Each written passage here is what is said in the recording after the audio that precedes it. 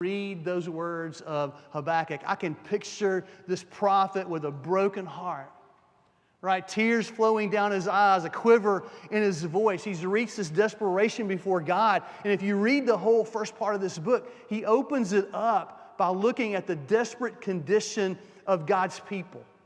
In fact, he says there that he sees sin as high as the mountains. He sees the wicked overtaking the righteous, and God has even responded with his plans to raise up a nation to drive them to repentance. And so you get to chapter 3, and Habakkuk simply cries out to God.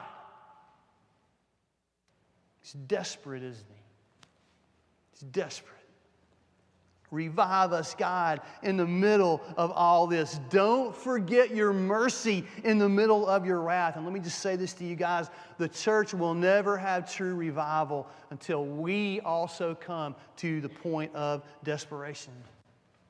To the point where we say we just can't go on anymore without the fresh presence of God in our lives and in our church. We just can't go on. And this is what Habakkuk is saying.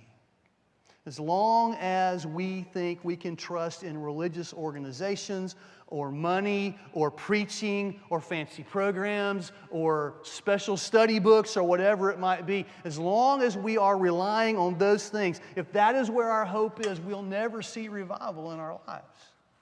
Ever.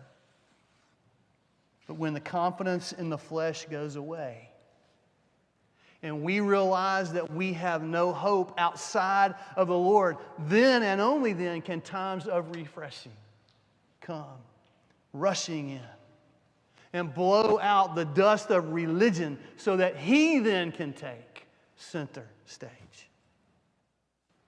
So let me ask you, are you desperate for that?